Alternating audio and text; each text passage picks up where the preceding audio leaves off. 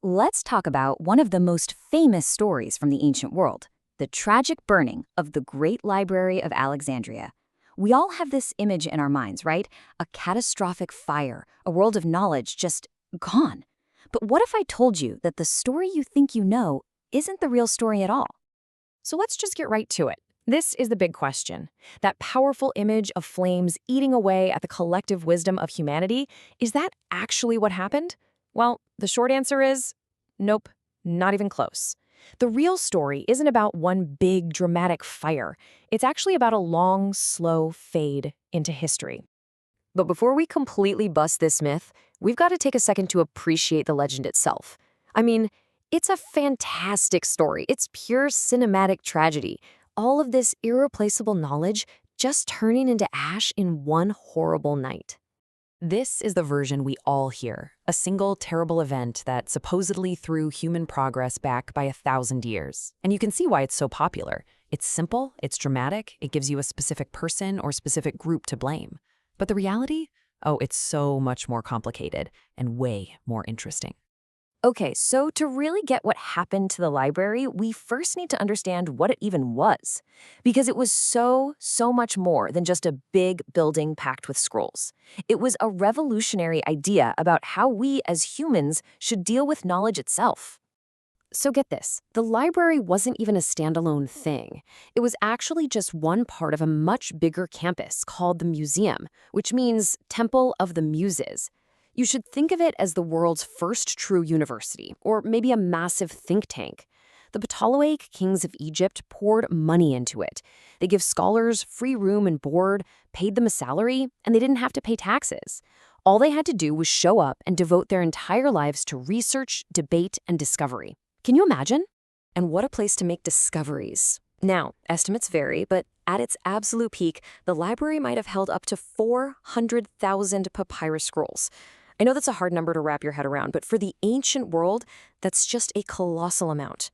It was literally an attempt to gather every piece of human knowledge in one place. But here's the really cool part. It wasn't just some dusty warehouse for scrolls. It was an engine for innovation. You had geniuses, like Eratosthenes, using the library's resources to calculate the circumference of the Earth, and he got it almost exactly right. You had Hero of Alexandria, inventing the first steam engine. You had others who standardized the works of Homer, or even invented the very first library catalog system. I mean, someone had to figure out how to organize all that information for the first time. So, how did they get all these books?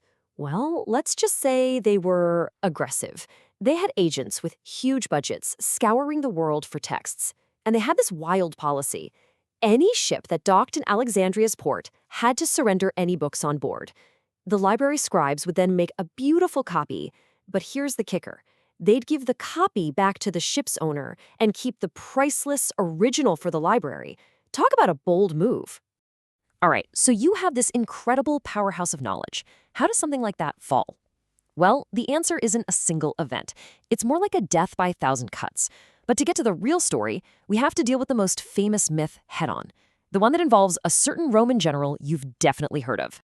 This quote right here is basically ground zero for the whole one big fire theory. The story goes that in 48 BC, Julius Caesar was besieged in Alexandria. To get himself out of a jam, he set fire to his enemies' ships in the harbor. The fire spread, and boom, it burned down the Great Library. Case closed, right? Well, not so fast, because here's the twist in the story that changes everything. The library survived. Yep. While something definitely burned, the institution itself continued to operate for centuries after Caesar was long gone. So let's separate the myth from the reality. The popular myth is that the entire Great Library was torched. But what most historians believe today is that Caesar's fire probably just destroyed a warehouse down by the docks. A warehouse that was full of scrolls, yes, but it wasn't the main library building. We know the library continued because writers and geographers talk about visiting it decades later. There's even a story that Mark Antony gifted Cleopatra 200,000 scrolls to help restock the shelves. And this timeline here, this shows the real story. It wasn't one blaze of glory. It was a slow, painful decline over almost 500 years. It actually started before Caesar in 145 BC when a political purge drove out the best international scholars, a huge brain drain. Then came Caesar's fire, a setback, but not fatal. The real death blow likely came centuries later, in 272 AD, when a Roman invasion pretty much destroyed the whole neighborhood where the main library was. And then, finally, this smaller daughter library was demolished during a period of religious conflict. It was just one blow after another, over a very long time. So let's look at the main suspects. Julius Caesar? The evidence is shaky, and we know the library kept going. The Christians in 391 AD? Well, they destroyed a temple that had a library in it, but it was a daughter library, and the main one was probably already gone by then. And what about the story of the Arab conquest, burning books to heat the bathhouses? It's a great story, except it doesn't show up in any records for 600 years. So yeah, historians are pretty sure that one's just a fabrication. So this all sounds kind of depressing, right? A slow, sad decay. But here's where the story takes a turn. Because even though the buildings were eventually destroyed, the knowledge wasn't just erased. And that leads to a totally different and maybe even more powerful kind of legacy. This is the key. This is the whole thing. The knowledge wasn't really lost. It was dispersed. Think of the library as a container. And when that container started to crack and break over the centuries, all the knowledge inside, well, it leaked out. It spread all over the world. It couldn't be contained in one place anymore. And that knowledge went on an incredible journey. Those scholars who were forced to flee, they took their ideas and their texts with them. Works were copied and moved to other great libraries. Then, during the Islamic Golden Age, Arab scholars translated countless Greek texts, studying them, preserving them, and building on them.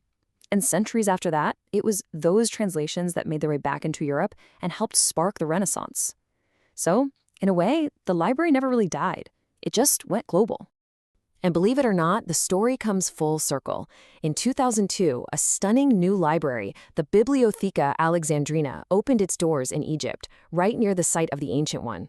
It's a modern tribute to that original powerful vision, a global center for learning and culture. It just proves that the idea behind the Great Library is as powerful today as it was 2,000 years ago. And that leaves us with one last thing to think about. The real lesson of the Library of Alexandria isn't about protecting knowledge from a single dramatic fire. It's about protecting it from slow decay, from political instability, from budget cuts, from a simple lack of interest. So the question for us in our digital age is, how do we protect our own collective knowledge from that same slow, quiet decline? That's something really worth thinking about.